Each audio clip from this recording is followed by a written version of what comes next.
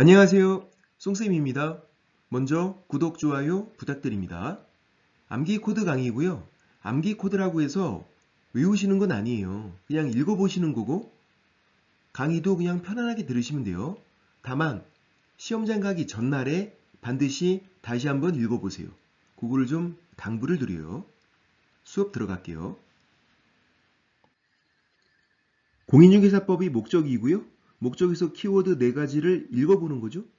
공인중개사법이니까 공인중개사 업무를 정하고 또 공인중개사법 자격증 관련 법이 따로 생겼으니까 전문성 제고되고 우리 관련한 건 중개업이고 부동산 중개업 그리고 국민 경제 이바지한다. 이렇게 4가지가 목적에서 키워드. 다른 건 아무리 좋은 말이라도 목적이 아니다. 부동산 투기 방지를 목적으로 한다. X. 그런 건 목적이 아니다. 용어 이정이 3가지를 외우고 있어야 되고요. 중개업, 공인중개사, 개공 3가지를. 중개업은 다른 사람을 해 일정한 보수 중개를 업으로 돌리고 다른 사람 보수를 중개를 업으로 그러니까 잘해. 외우고 있죠. 보수가 요건이에요. 무상이 중개업 불가능하다. 무상이 중개업 이거는 헛소리, 허언증, 입을 찢으라 그랬어. 무상이 중개는 돼요. 중개랑 중개업이 첫 번째 차이죠. 무상이 중개 된다. 무상이 중개업 안 된다. 또 개공 아닌 자가 중개업하면 무등록 중개업으로 3년 3천 처벌되죠. 중개를 하는 건 처벌이 안 되는데 중개업은 처벌된다. 무등록 중개업으로. 개공 아닌 자가 중개했다. 그건 괜찮아. 중개업했다. 무등록 중개업 3년 3천 처벌되고 토지만 취급하는 거 토지 전문 중개업 가능하죠? 컨설팅의 부수에서도 중개업, 금전 소비 대차에 부수했어도 중개업, 주업으로 해도 중개업이고 부업으로 해도 중개업이다. 요건만 갖추면 중개업이 된다. 공인중개사는 자격 취득한 자, 토를 달지 말 것, 자격 취득한 자, 자격 취득하고 중개업을 영위하는 자, X, 자격 취득한 자, 그리고 한국에서 시험 붙어야죠. 외국에서 자격 취득한 자, X, 한국에서. 개공은 등록한 자, 등록한 공인중개사 X, 등록한 자. 공인중개사는 자격 취득한 자, 개공은 등록한 자. 토를 달지 말 것. 중개 대상에 해당되지 않는 거, 중개할 수 없는 거죠. 금전 소비 대차, 중개할 수 없어요. 금전, 돈은 중개할 수 있는 거 아니라 그랬어요. 권리금 안 되고, 금전 채권 안 되고, 금전 소비 대차 안 되고. 근데 금전 소비 대체의 부수한 저당권 그럼 되는 거죠. 저당권을 물어본 거니까. 금전 소비 대차 그건 안 되지만 금전 소비 대체의 부수한 저당권 이건 되는 거고요. 또 환매권 행사는 안 되죠. 계약으로 행사하는 게 아니니까 형성권 일방적으로 행사하니까 환매권 이전 그러면 계약으로 하니까 이전 양도는 중개할 수 있는 거고요. 분양 예정자는 동호수가 특정이 안 된 거니까 안 되는 거죠. 동호수가 특정된 거는 되는 거예요. 근데 분양 예정자는 동호수가 특정이 안 된 걸 말한다고. 그래서 안 되는 거고. 분양권은요. 동호수가 특정된 거 하나밖에 없어. 분양권은. 그래서 그냥 되는 거죠. 근데 입주권은 동호수가 특정된 것도 있고 안 된 것도 있다고. 근데 이제 동호수가 특정 안 됐다. 이렇게 나오면 너무 쉬우니까 분양 예정자 이렇게 나오는 거죠. 분양 예정자 동호수가 특정이 안 된 거다. 안 된다. 광업권 안 되죠. 광업재단이 되는 거예요. 다른 거예요. 또 세차장 구조물도 안 된다. 건축물 아니고요. 주벽이 없으니까 정착물도 아니고 볼트를 풀면 구조물이 해체가 되니까 영업시설이니까 안 된다. 대토권도 안 되고 토지가 아니라 토지를 대신 받을 수 있는 권리니까 안 된다. 경매, 상속도 계약이 아니니까 중개할 수 없고요. 근데 이제 낚이면 안 되죠. 상속된 토지, 토지니까 되는 거죠. 경매로 낙찰받은 토지, 토지니까 되는 거고요. 질권, 점유권, HG 안 된다. 질권, 점유권, HG 중개할 수 없다. 유치권 성립 안 되죠. 이전은 되는데 유치권 성립 안 된다. 유치권 이전은 된다. 법정지상권도 똑같죠. 법정지상권 성립 안 된다. 법정지상권 이전 그럼 되는 거. 유치권은 법정자가 생략되어 있다고요. 법정담보물권, 법정지상권, 법정저당권 이렇게 법정자가 들어가 있는 건 나눠봐라. 성립 안 된다. 이전 된다. 공인중개사 자격시험이고요. 시도지사 시험 시행이 원칙, 예외적으로 국장. 현재 산업인력공단에서 문제를 내고 있는 건 업무위탁. 학교는 시험 관련된 업무위탁에서는 없다. 36회부터 학교에서 문제를 내겠대. 불가능하다고요. 자격증은 무조건 시도지사가 교부, 예외가 없다는 얘기죠. 무조건 시도지사가 교부를 하고 합격자 발표하고 1개월 이내.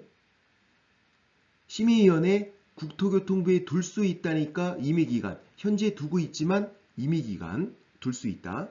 위원장은 국토교통부 제1차관이 된다. 당연히 되는 거예요. 그래서 우리가 이걸 당연직 이렇게 부르죠. 제1차관이 당연히 그냥 위원장이 되는 거고 부위원장은 없다. 부위원장이 없으니까 위원장이 미리 지명한 위원이 직무를 대행하고 서기도 없어요. 부위원장과 서기가 모두 있는 건 운영위원회. 운영위원회는 부위원장 서기가 있다. 심의위원회는 부위원장 서기 없다. 위원장 1명 포함해서 세븐일레븐. 위원장 1명 포함이에요. 7명 이상 11명 이내 세븐일레븐. 심의위원회 심의사항은 주로 시험 관련된 거예요. 시험 봐서 붙으면 중개업하고 중개업에서 돈 버는 거 중개보수, 사고 나면 물어주는 거 손해배상, 요 4가지에 대해서 심의한다. 근데 주의사항은 시험과 같은 말이 자격이 취득. 시험 봐야 자격 취득하니까. 그래서 시험 관련된 거는 또 심의위원회가 우선해요. 시험 관련된 거를 심의위원회가 정하면 시도지사가 따라가야 된다. 다른 거는 중개업, 중개보수, 손해배상은 심의사항은 맞지만 우선하지는 않아요. 시험 관련된 거는 심의위원회가 우선한다. 작년 문제는 이거 있죠? 자격 취득 관련된 거 심의위원회가 정하면 시도지사가 따라가야 된다. 맞죠? 자격 취득, 시험과 같은 말이니까. 심의위원회가 정하면 시도지사 따라가야 된다. 맞는 거고요. 회의 개최 7일 전까지 통보해야 되고요. 부득이한 사유가 있으면 전날까지 통보할 수 있고 통보를 해줘야 찾아올 테니까 출석 과반수로 의결을 하고 의결은 항상 똑같아요. 참여한 사람 얘기만 들어오면 되죠. 출석 과반수로 의결을 한다. 심의위원회건 운영위원회건 의결, 출석 과반수로 의결을 한다. 틀리게 나오면 제적 과반수로 의결, 그러면 X. 출석 과반수로 의결, 참여한 사람 얘기만 들어오면 되니까. 그리고 제척은 관련자 빠지는 건데 현재 배우자, 현재 친족, 현재 대리인 당연히 제척. 과거형도 배우자이었던 경우, 친족이었던 경우, 대리인이었던 경우 과거형도 제척된다. 조금이라도 관련이 있으면 제척된다. 공동권리자, 공동의무자 조금이라도 관련이 있는 거잖아요. 제척된다. 자격 취소 플러스 3년은 응시결격 사유도 되고 등록결격 사유도 되고 3년간 시험 못 봐요? 응시결격 사유? 3년간 중개보조원도 못해요. 등록결격 사유. 등록결격 사유는 등록이 안 되는 거다 이렇게 이해하지 말고 더 넓게 힘이 센 거다. 중개보조원도 못하게 하는 거다.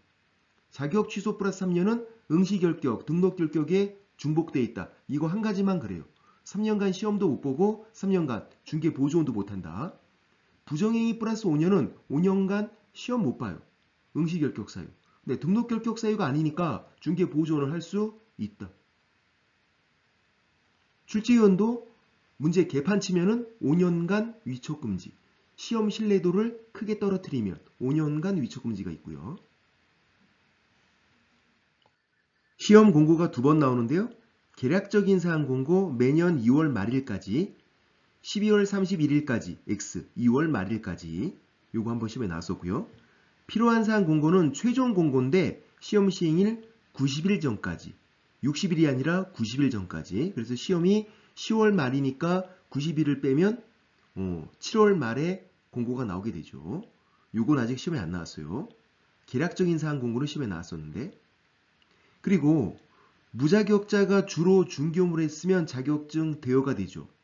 자격증 대여 판단 기준 실질적 판단한다. 그래서 무자격자가 중개업무를 했다. 그럼 자격증 대여 안 했다고 하면 아닌 거고 무자격자가 중개업무를 했는지 안 했는지는 출제위원이 써준다. 중개업을 했다고 써 있으면 자격증 돼요. 안 했으면 아닌 거고. 첨부 서류, 제출 서류 같은 거고요. 서류는 요 정도는 정리하고 있어야 돼요. 법인 등기사항 증명서, 건축물 대장 이 두 가지는 절대로 안 낸다. 자격증 사본도 안 내는데 자격증 사본은 내는 경우가 있단 말이에요. 지정 신청 시, 매수 신청, 대리 등록 신청 시. 이때는 자격증 사본을 내야 돼. 그러니까 자격증 사본은 등록관청을 찾아갔을 때만 안 내는 거다. 등록 신청할 때, 분사무소 설치 신고할 때, 소공, 고용 신고할 때. 이렇게 등록관청 찾아가면 안 낸다. 등록관청이 자격증을 발급한 시도지사에게 자격 확인을 요청한다. 지들끼리 확인하니까. 지정 신청은요, 국장 찾아가서 하는 거고요. 매수 신청, 대리 등록 신청은 법원 찾아가서 하는 거야. 국장, 법원. 그러니까 자격증 사본을 내야죠. 등록관청을 찾아가지 않았잖아. 그 다음 결격사유 없음을 증명하는 서류, 아포스티유 이런 거 외국인만 내는 거죠. 요거 아직 안 나왔고요. 작년에 나온 거 외국 법인만 내는 거, 영업소 등기를 증명하는 서류. 영업소가 지사 등기부등본. 외국 법인은 외국의 본사 한국에 지사가 있는데 그 지사 등기부등본을 내야 된다. 외국 법인만 내는 서류, 영업소 등기를 증명하는 서류. 네, 외국인만 내는 거 이건 아직 안 나왔다고요. 결격사유 없음을 증명하는 서류. 그 종류 중에 하나가 아포스티유. 요거 외국인만 내는 거다. 그리고 건축물 대장은 안 내는데 건축물 대장의 기재가 지연되어 있을 때 왜 기재가 지연되어 있는지 기재가 지연되는 사유를 적은 서류는 내야 된다. 건축물 대장은 안 내는 건데 건축물 대장의 기재가 지연되는 사유를 적은 서류는 내야 되고 실무교육 수료 확인증 사본은 반드시 내는 건 아니다. 인터넷으로 확인 가능하면 안 내도 된다. 작년에 나왔죠. 법인 등록 기준. 대표자는 공인중개사, 대표자 제외, 포함이 아니라 제외. 작년에 정답. 임원 또는 사원 3분의 1 이상 공인중개사일 것. 2분의 1 이상 X, 3분의 1 이상. 키워드를 잘 봐야 되고. 2번은 실무교육이죠. 대표자 포함이에요. 이번엔 실무교육은. 임원 또는 사원 전원이 시도지사가 실시하는 실무교육을 수료할 것. 실무 1이니까 1년 그렇게. 1년 이내에 받은 게 있어야 되고 1년 이내면 면제가 되고 실무 1이니까 1년 이렇게 하는 거고. 사무소 요건은 모든 사무소가 똑같아요. 개인사무소건, 법인사무소건, 법인분사무소건. 사무소 있어야 되는데 사용승인이 기준. 사용승인 받았지만 건축물 대장의 기재가 안 됐대요. 된다고. 사용승인 받았잖아요. 사용승인 안 받았다 그러면 안 되는 거고. 사용승인 받았으면 되는 거고요. 가설건축물 안 되고 무허가 건물 안 되고 사용권 넓게 인정돼서 소유, 전세, 임대차, 사용대차도 사용권이 되고요. 개인사무소건, 법인사무소건, 법인의 분사무소건, 사무소 요건은 똑같다. 그리고 자본금 5천만 원 이상의 상법상 회사에 해줘. 상법상 회사가 주식, 유한 책임회사, 합자 1명 이렇게 5가지고 그리고 협동조합도 되니까 되는 거 총 6개. 되는 것들은 자본금을 확인해야 돼. 주식회사가 나왔어요? 자본금 확인하라고. 5천만 원 이상. 협동조합이 나왔어요? 자본금 얼마? 5천만 원 이상. 되는 것들은 자본금을 확인할 것. 자본금 5천만 원 이상. 안 되는 거 사회적 협동조합, 비법인 사단, 재단법인, 사단법인, 비법인 사단, 사단법인 이런 거 안 돼. 된다 그러면 사단 난다. 안 된다 그랬죠. 안 되는 것들은 그냥 바로 X. 안 되는 거는 자본금을 확인할 필요가 없다. 사회적 협동조합 나왔는데 자본금 확인하고 그럴 필요 없다고. 바로 X. 되는 것들은 자본금을 확인하고 자본금 5천만 원 이상. 안 되는 건 그냥 바로 X. 오늘은 여기까지. 쏙빠.